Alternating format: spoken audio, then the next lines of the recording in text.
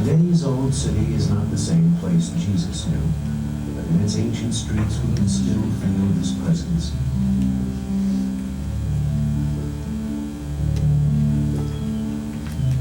He was born nearby, in the village of Bethlehem, but raised in the north in the rural green province of Galilee.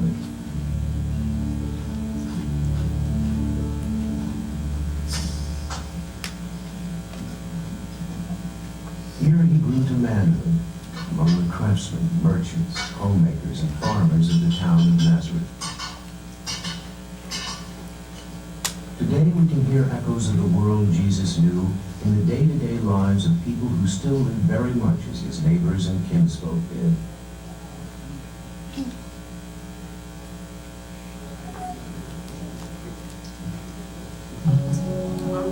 During those years, after the death of King Herod the Great, the Roman emperor divided Palestine into three parts.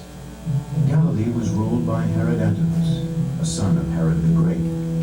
Another son, Philip, ruled territories to the east. But Judea, including Jerusalem itself, now fell under the direct rule of a Roman military governor. Under his heavy hand, the power of the Roman Empire was an oppressive, threatening presence. Even in Galilee, where Herod Antipas respected Jewish culture and tradition, the people struggled to live under two different sets of laws. Jewish religious law, firmly rooted in the 5 books of Moses, guided every aspect of life. It forbade the Jewish people to let a foreigner reign over them in the Promised Land. But Roman law, imposed by force of arms, demanded obedience to an outside power. Even a Roman census was viewed as an intolerable insult. It drove home the point that the people belonged to Rome, not to God. And in the cities along the coastal plain, Greco-Roman culture was dominant.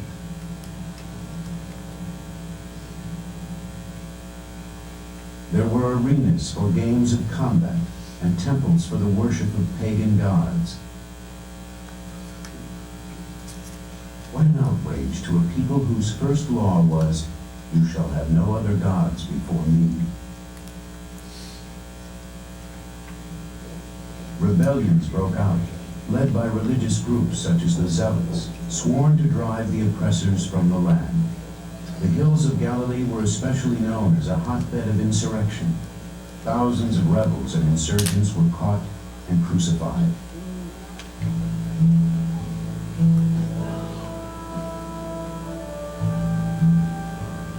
It was in this world of ferment that Jesus was baptized by John the Baptist and began teaching in the synagogues of Galilee. He taught as scribes and Pharisees did. Much of what he said echoed the thoughts of those respected leaders. But he became a traveling teacher, taking his message directly to men, women, and children everywhere.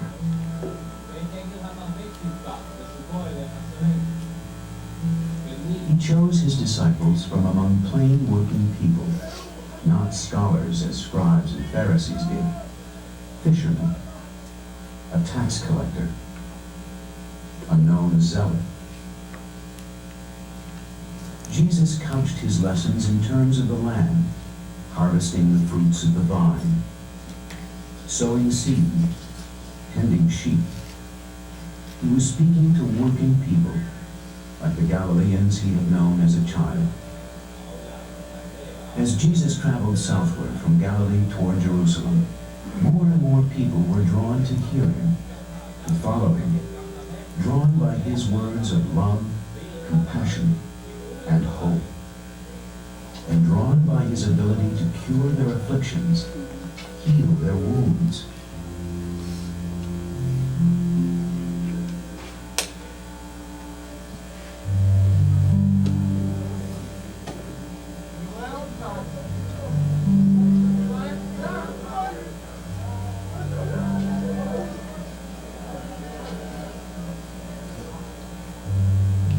Bethany near Jerusalem, the greatest miracle of all.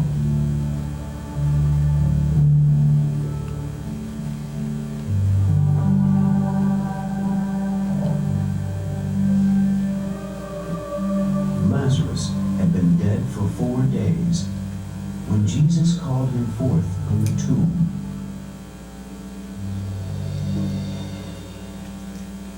These cures and the miracles Jesus performed led many to hope that he might be the long-awaited Messiah, the one sent by God to deliver the Jewish people. A vast crowd was following Jesus by the time he had last approached Jerusalem to celebrate the Passover feast.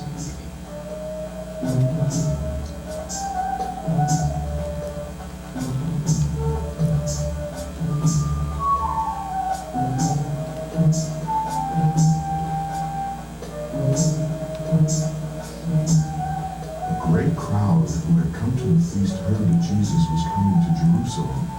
So they took branches of palm trees and went out to meet him, crying, "Hosanna!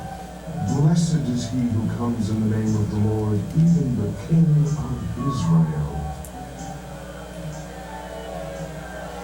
What a tumultuous welcome for the wandering teacher from rustic Galilee as he neared the cosmopolitan city. Clearly, many saw in him hope for the future.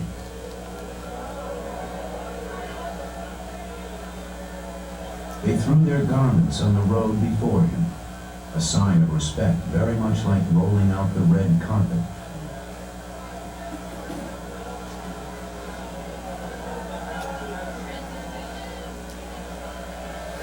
And he rode into Jerusalem as though in fulfillment of the prophecy contained in Zechariah chapter 9, verse 9, heralding the entry of a king.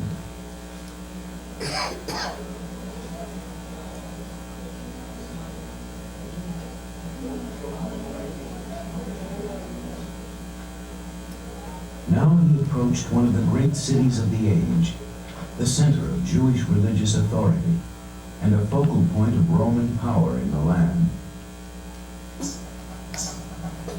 Jesus would not recognize the Jerusalem we know today. Only a few stones are left from his time. All else has been torn down and rebuilt many times over the centuries. Even the walls around the old city are comparatively new. An Ottoman Sultan, Suleiman the Magnificent, built the Lion's Gate in the eastern wall some 15 centuries after Jesus lived. The gate is also called St. Stephen's Gate because later Christians believed that St. Stephen walked through it on his way to martyrdom. The Jaffa Gate to the west was the work of the same 16th century Sultan. It has been one of the principal entrances to the old city ever since. The elegant Damascus Gate in the north is a classic example of Islamic architecture. Above the arch is inscribed, "There is no God but Allah, and Muhammad is his prophet."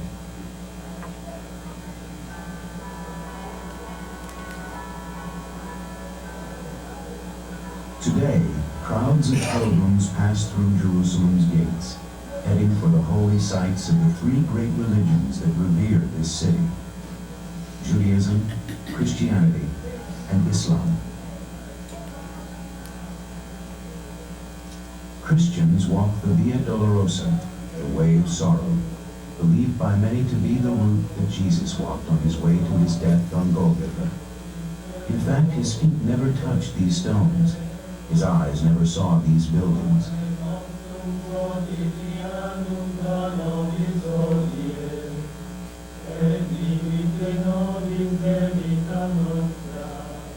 The entire city was destroyed by Roman troops, leveled to the ground, less than 40 years after Jesus died.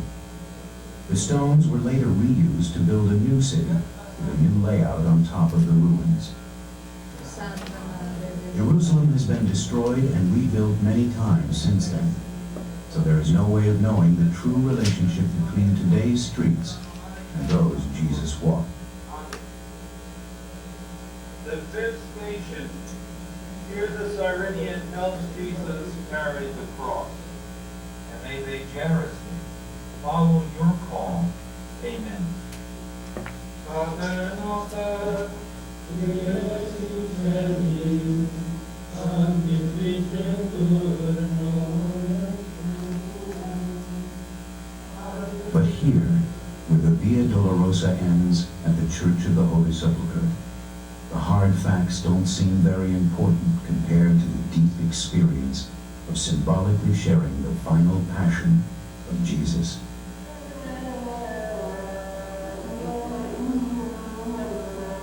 Muslims worship at the Al-Aqsa Mosque near the magnificent Dome of the Rock.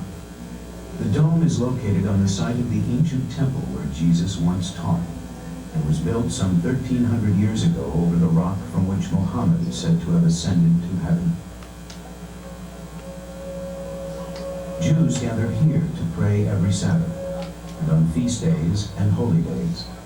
For them, the Western Wall is Jerusalem's holiest site.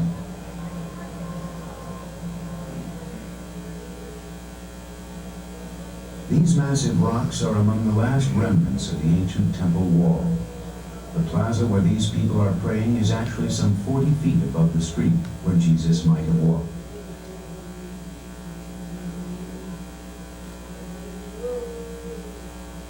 Worshippers write prayers, supplications, and offers of thanksgiving on pieces of paper and stuff them into the cracks and crevices of the wall. The dark line along the wall, about 5 feet above the pavement, is the result of thousands of people resting their hands and foreheads against it while praying.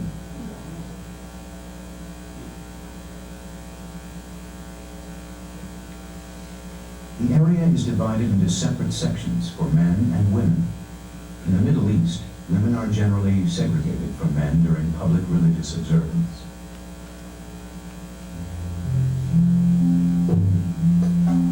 These recently excavated steps are a remnant of the temple. This is one place in modern Jerusalem where Jesus might actually have walked.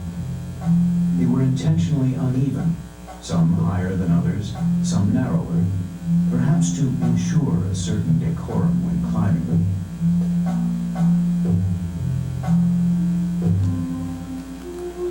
When Jesus and his disciples entered the temple, they would have been part of a vast crowd from all over the world who came to Jerusalem to celebrate the Passover.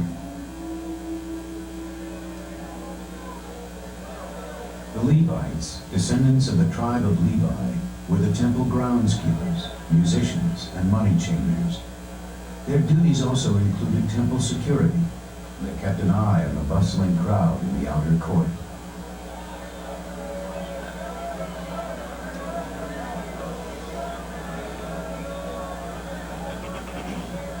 There was a brisk trade in animals for sacrifice. People brought money with them from all over the world. Since only Tyrian shekels were accepted at the temple, other Levites were kept busy as money changers.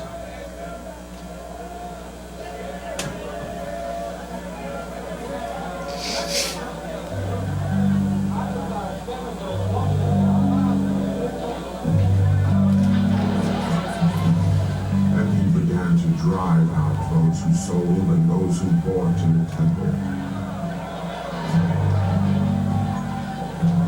And he overturned the tables of the money changers and the seats of those who sold pigeons.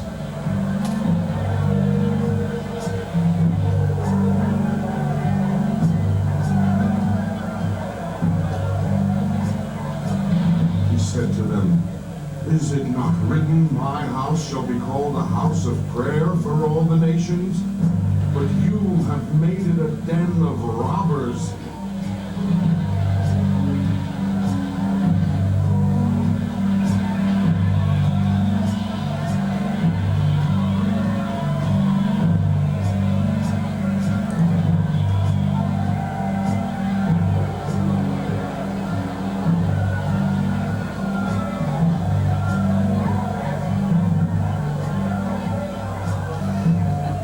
Jesus became a marked man.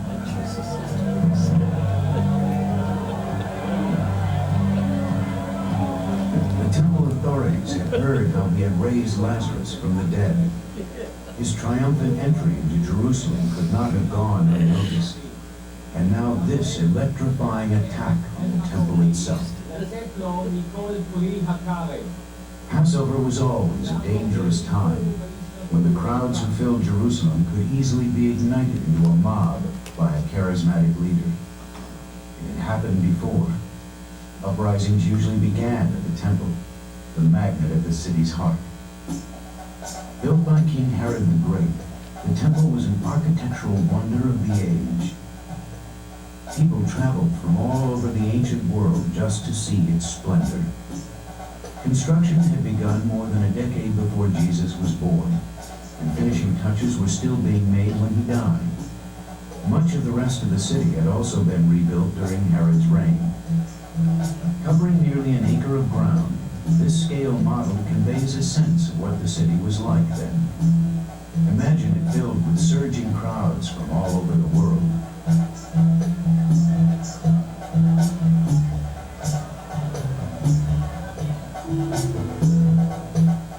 The wealthy and powerful were among those who came to Jerusalem for the Passover. They stayed in the walled-off upper city where the elite ruling class lived. The Roman governor, Pontius Pilate, may have stayed in the magnificent palace Herod the Great had built for himself. Pilate had come from his headquarters in Caesarea on the Mediterranean coast, bringing a full complement of Roman troops in case of trouble. Nearby stood the palace of the high priest Caiaphas and his father-in-law Annas, a previous high priest. The Gospel of John tells us that these two had already met with the Jewish council, called the Sanhedrin, to discuss the threat posed by Jesus and his followers. Another great mansion probably housed Herod Antipas, ruler of Jesus' home province of Galilee. He had also come to Jerusalem to take part in the feast day. Antipas was the man who had arrested John the Baptist and had him beheaded. The white marble and gold plate of the temple gleamed in the bright sunlight. It could be seen from everywhere in Jerusalem. The limestone walls of Herod's royal basilica rose above the southern retaining wall.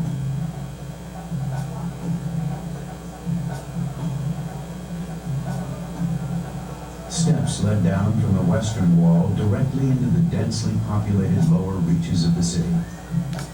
This warren of congested streets, the home of Jerusalem's working class, was always overcrowded. For the people who lived there, Passover week was the busiest time of the year. The city's population would grow from its usual 40,000 to as many as 150,000.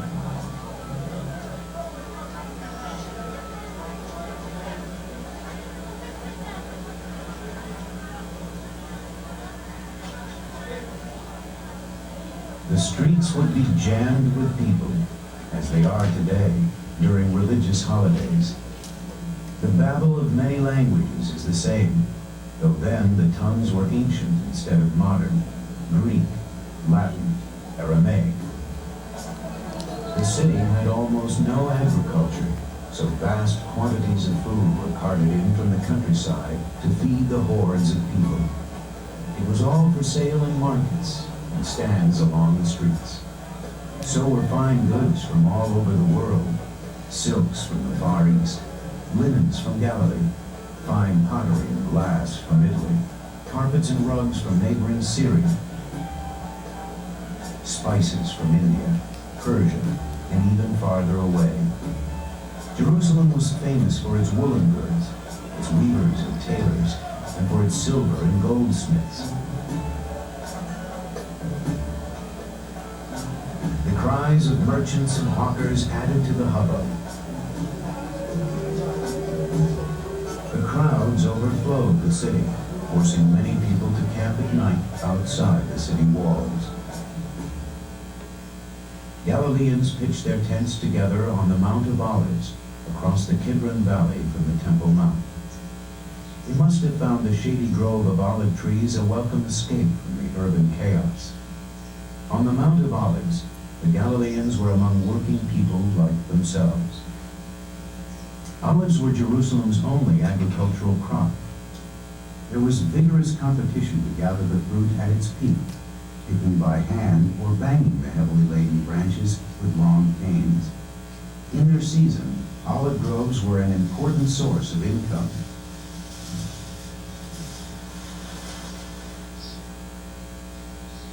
The owner of the Gethsemane, the olive press itself, stood to make the most profit.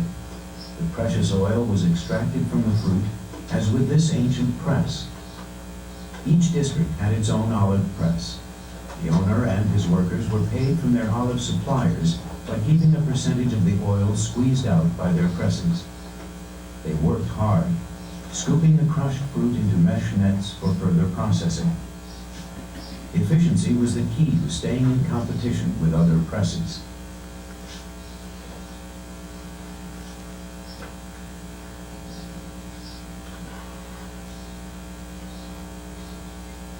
Muscle and heavy stones increased the weight on the huge beam that bore down on the pulp, squeezing out every last drop.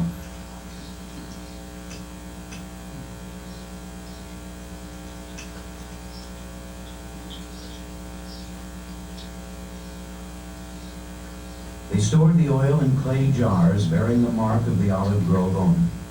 The oil was sold for use in cooking, as fuel for lamps, and as the basic ingredient for medicines, salves, and as a skin conditioner. The owner of the press could sell his oil and even market the leftover pulp, which could be used for making soap or as kindling for cooking fires.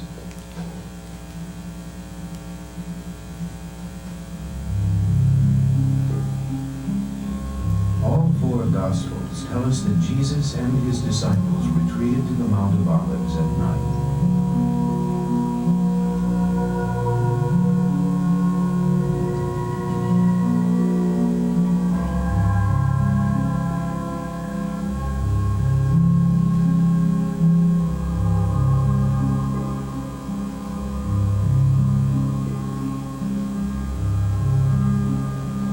Daylight saw the crush of humanity in the temple grounds as the Passover approached.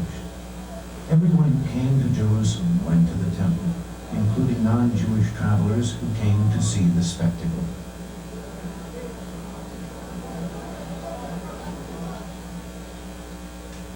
Imagine the pandemonium that arose from thousands of worshipers. Many Jews made the pilgrimage to the city only at Passover. It was their once-a-year chance to make personal sacrifices of atonement or thanksgiving at the temple.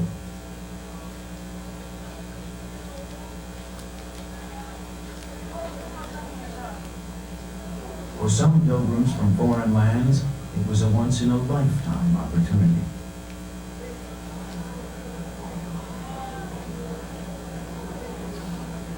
The huge outer court, known as the Court of the Gentiles, was bigger than 20 football fields and open to everyone, Jews and non-Jews alike.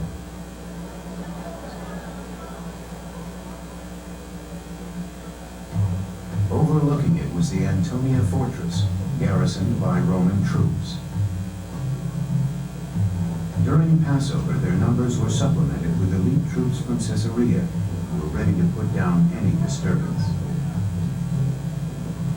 Only Jewish men and women were allowed into the inner precincts, which had been the site of King Solomon's temple until some 600 years earlier.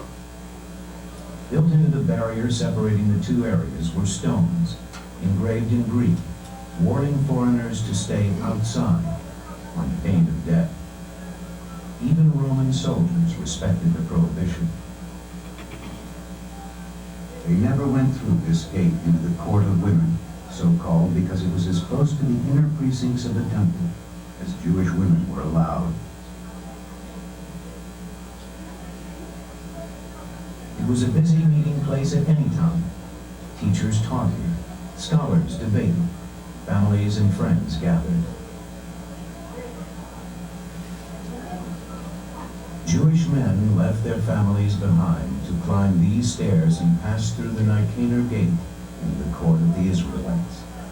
On a normal day, hundreds of men brought animals to be sacrificed, perhaps a dove, a goat, a sheep. A rich man might even bring an ox. Here the animal was given to a priest, who slaughtered it and carefully prepared it for sacrifice, according to precise rules laid down in the law of Moses. After he butchered it, he laid parts of the body on the constantly burning fire, stoked with unblemished wood. This ancient ritual of sacrifice, this literal affirmation that all life belongs to God, was the reason the temple existed. Every day, hundreds of sacrifices were made here, some for atonement of sin, some in thanks for good fortune, some to attain ritual purity. No one but a priest was allowed to approach the altar or to enter the sanctuary of the temple itself. Its columns, walls, and doors were covered in gold and topped with clusters of golden grapes and vines. Spikes on the roof prevented vultures and other carrion birds from roosting. Inside were the altar of incense, a table with the daily offering of unleavened bread, and the great seven-armed candelabra, the menorah. The innermost chamber, the mysterious Holy of Holies, was an empty room in which no light ever shone. Only the high priest ever entered it, and only once a year on the Day of Atonement, to ask God's forgiveness for the collective sins of all the Jewish people. In Solomon's temple it had held the gilded Ark of the Covenant, containing the tablets of law given to Moses on Mount Sinai. Guarding the Ark were winged cherubim, but the Ark and tablets were lost when Babylonian conquerors destroyed Solomon's temple. As religious leaders, the priests who served at the temple were quite different from the priests, ministers, and rabbis we see today. A priest's primary duty was to perform those special rituals surrounding sacrifice. The only religious laws they honored were the unchanging laws of Moses, as set down in the 5 books of the Torah: Genesis, Exodus, Leviticus, Numbers, and Deuteronomy. They gave little time to teaching the people or discussing the interpretive law that had been forged by scribes and Pharisees since the Torah was handed down. A priest didn't choose his vocation. He was born to it. He was a priest because he was a descendant of Aaron, the brother of Moses. And like his father before him, he had no choice in the matter. The Levites who assisted the priests also inherited their positions. Through the centuries, priests and Levites had maintained the ancient law. Because of this unchanging tradition, the temple and Jerusalem itself remained the constant symbol for Jews throughout the world that theirs was the land promised them by God. By the time of Jesus, they had formed a party, the Sadducees, devoted to maintaining temple tradition in all its purity.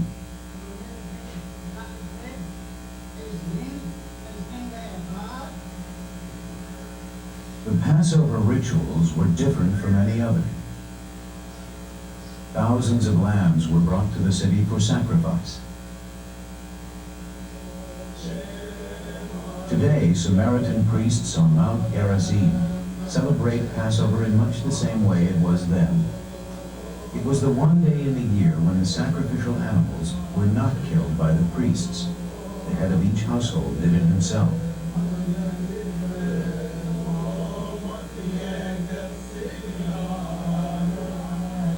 Thousands of men lined up in the court of the Israelites, each waiting his turn to sacrifice his lamb in the prescribed ritual manner. The blood was caught in a golden bowl and handed down through a chain of priests to be dashed against the great altar. Then the bowl was passed back from hand to hand and be filled again with the blood of a lamb. Some 17,000 priests and Levites from all over Palestine joined the temple staff for this all-day ritual, working from sunrise to sunset.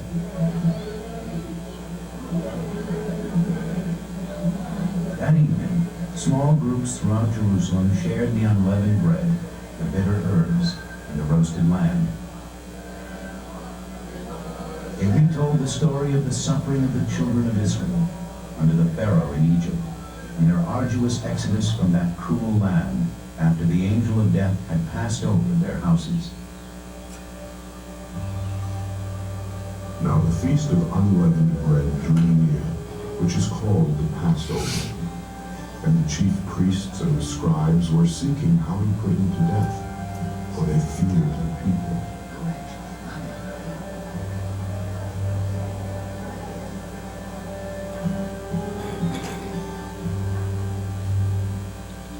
It was in the overheated atmosphere of Passover that Jesus taught in the temple grounds. The crowded city was a tinderbox, ready to explode. Temple priests and Roman authorities alike feared that Jesus might be the spark to set it off. The words he spoke in the temple were different from the homespun lessons he taught while traveling the countryside. They promised something new, something exciting to the downtrodden, and frightening to religious and Roman authorities alike.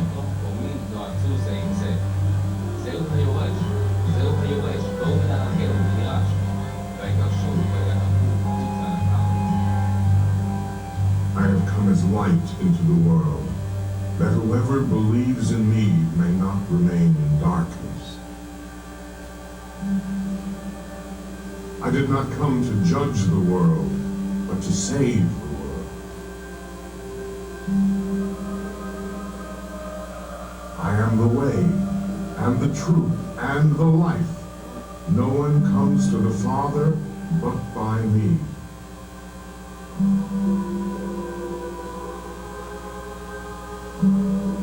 He who hears my word and believes him who sent me has eternal life.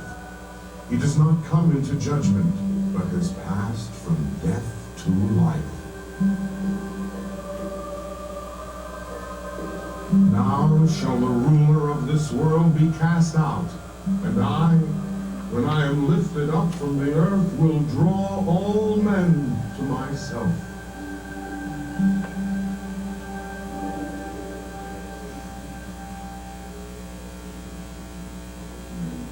On the eve of Passover, Jesus and his disciples gathered to share the feast.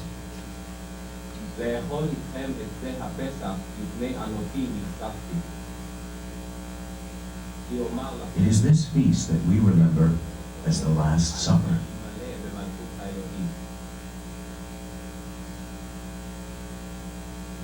And he took a cup.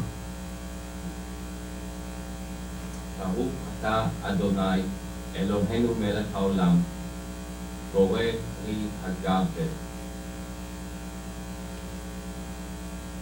And when he had given thanks, he said, "Take this and divide it among yourselves. For I tell you that from now on I shall not drink of the fruit of the vine until the kingdom of God comes." And he took bread. ברוך אתה אדוני אלוהינו מלך העולם המוציא לחם מן הארץ. And when he had given thanks, he broke it and gave it to them, saying, "This is my body, which is given for you. Do this in remembrance of me."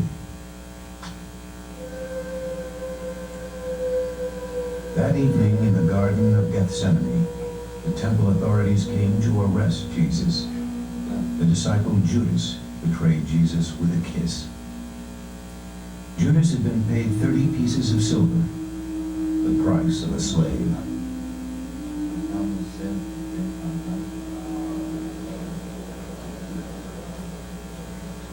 Jesus was arrested and taken before the high priest Caiaphas and the former high priest Annas. They knew how popular he was and how dangerous to them. Though they were powerful, they were not well liked by the people. Some held them in contempt because they were not descended from the ancient family of high priests. They had been appointed by Rome and could be replaced at Rome's order. For the sake of their own position, authority, and future, they wanted no uprising at this Passover. They now confronted the man they thought might start one. Tell us, are you the Christ, the Son of God? You have said so. The very idea that the Messiah might be in Jerusalem now could set off an uprising. It was an ancient dream, Son of God, Son of Man, Christ the Messiah, anointed by God to deliver the Jewish people.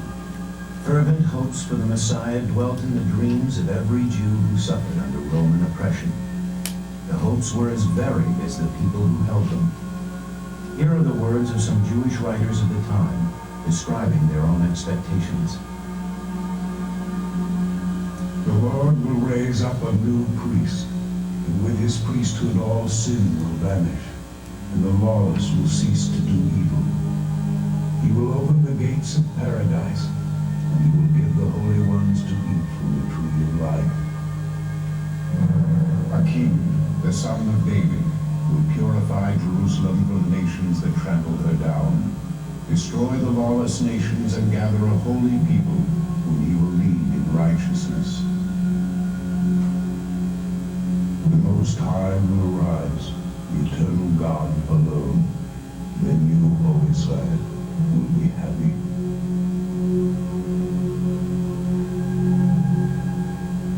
There were other hopes, other expectations, yet all shared a single attribute, that God, by his power, would save the Jewish people from the worldly forces that oppressed them. The hope of a Messiah was a frightening prospect to those who held power in this world. Yet to destroy a man who aroused such hopes was to incur the wrath of those who believed in him. So Caiaphas and Annas took Jesus before Pontius Pilate, the Roman governor, and accused him of speaking against Roman authority.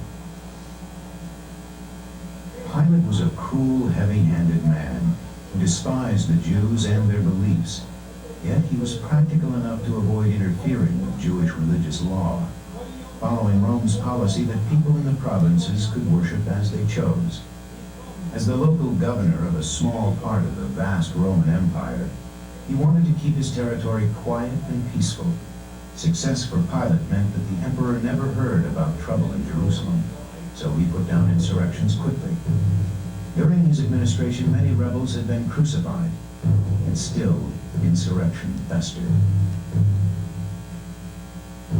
Crucifixion was perhaps the most painful form of capital punishment ever devised.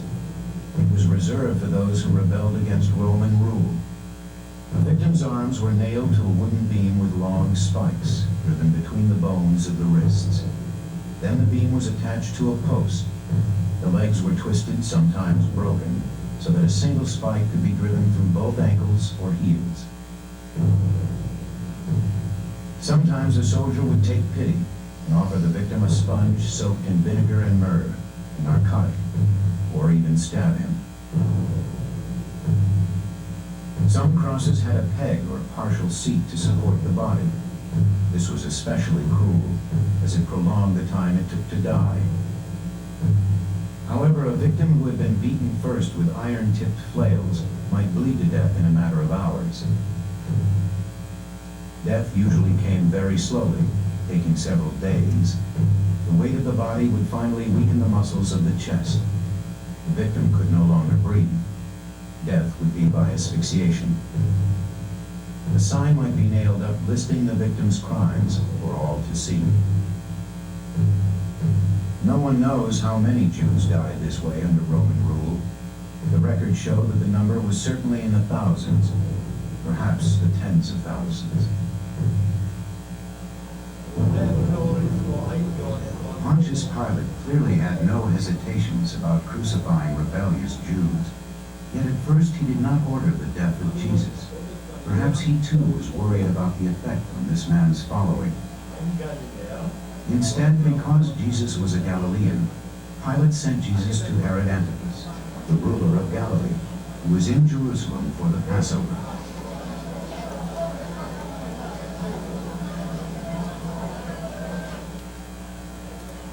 This was the same man who had once tried to have Jesus arrested, but warned by some Pharisees, Jesus had escaped.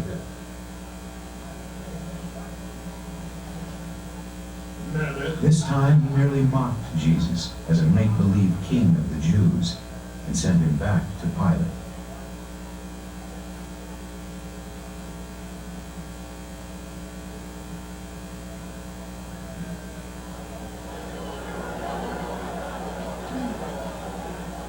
The Romans still hesitated to make a martyr of Jesus.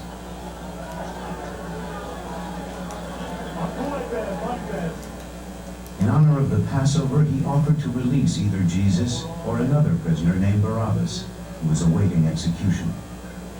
Barabbas was called an insurrectionist and a murderer. To be a murderer probably meant that he had killed a Roman soldier in a rebellion. In the eyes of many people, that made him a hero. And what hope did a Messiah offer who wouldn't even fight for his own life?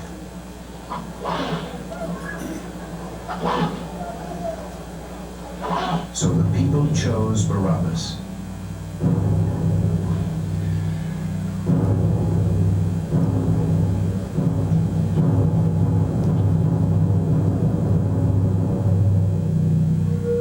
Jesus was sentenced to die.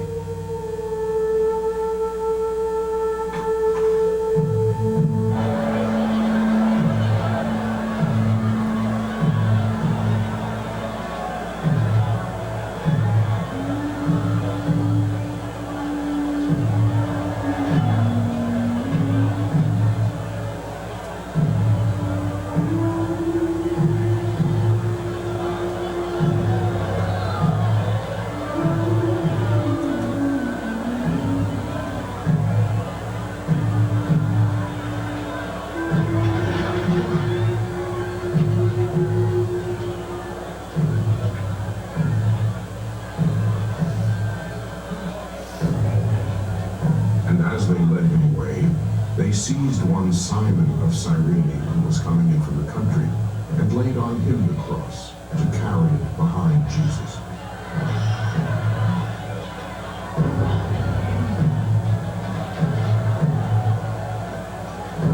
And there followed him a great multitude of the people, and of women who bewailed and lamented.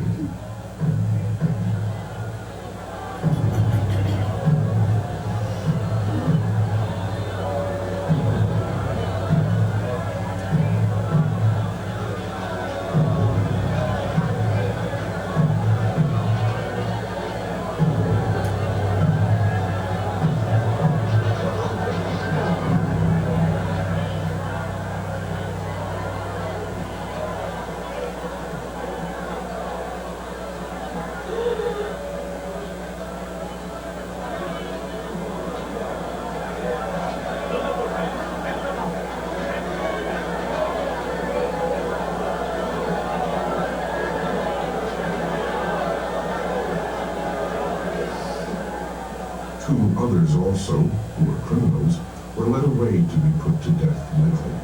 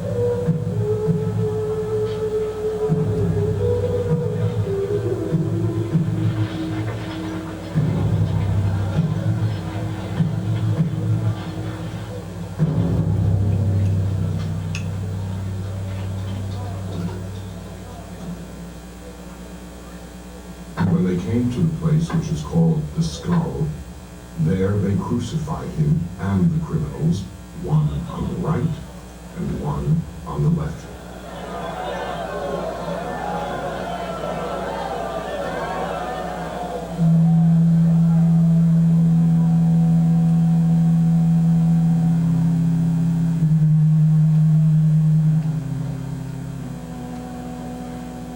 Father, forgive them, for they know not what they do.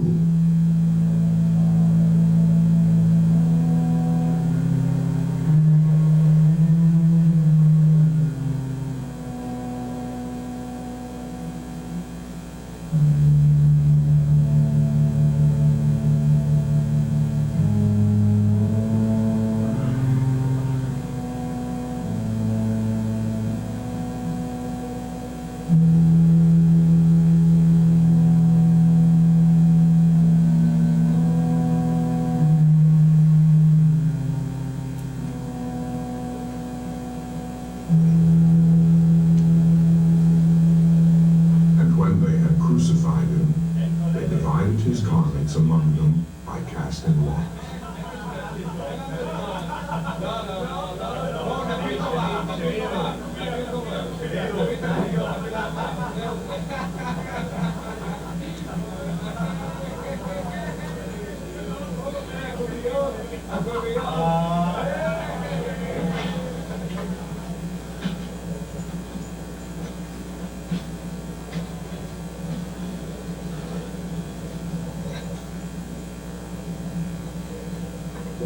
And over his head they put the charge against him, which read, "This is Jesus, the King of the Jews."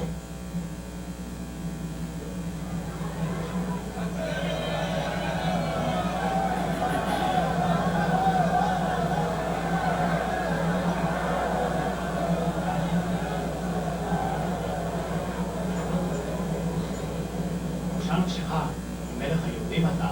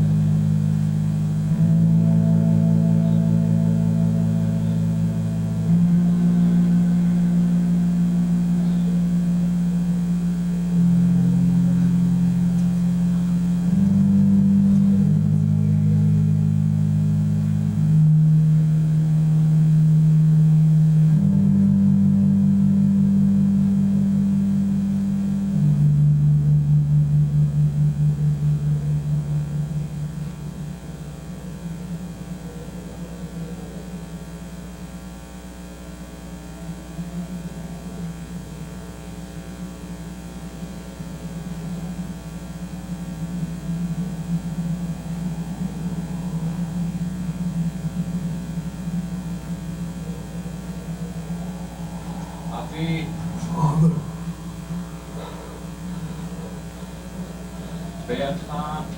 into thy hands I commit my spirit.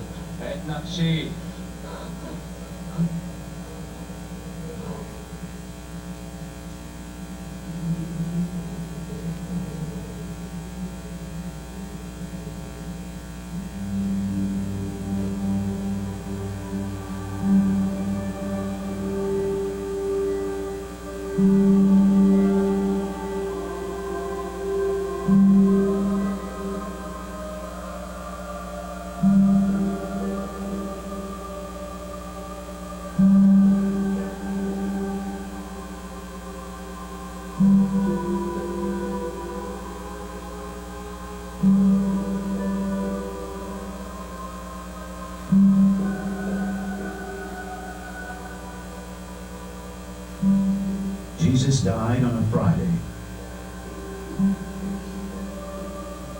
He was buried before sundown that day. 3 days later, his tomb was found to be empty. He had risen.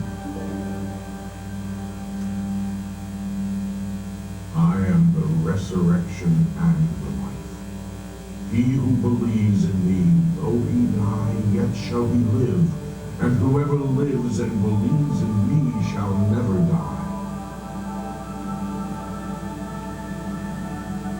Many of his disciples saw him in the flesh over the next 40 days.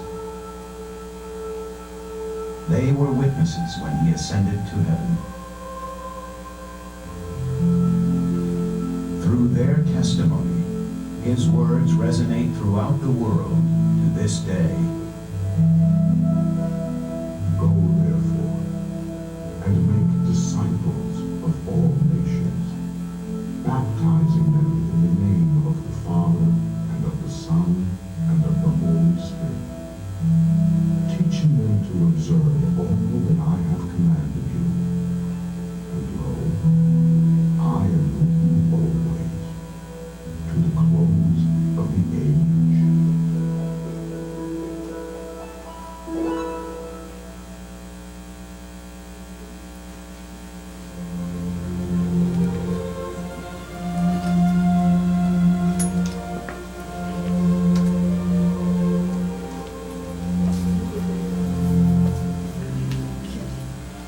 Very good. Well done.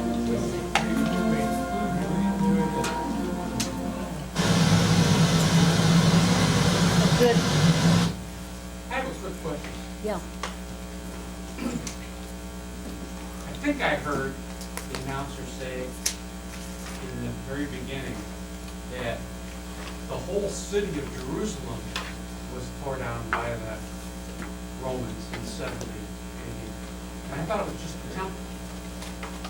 No, I think the city's been destroyed more than once. Yeah, but he was talking about, the whole city being destroyed in conjunction with the temple being. We don't know at that minute if every building, we know that there was a lot of destruction. We know the temple temple was, and all its inner and outer and everything else was torn down. the Jews were all rebelling against the Romans and anything could have happened. But I know they say that the walls of Jerusalem have been destroyed at least 32 times over the last 2,000 years. Because so many nations have gone in there and made havoc of that city. Okay. We need to pray for Diane Lipinski's mother. She's at hospice. And they don't take you to hospice unless it's your last days. And she called just before we came in here tonight, and when we prayed, we didn't remember that. So we need to pray for the family, and we need to pray for a glorious entrance into the presence of God. That there will be a miraculous entrance. Father, we thank you for Diane.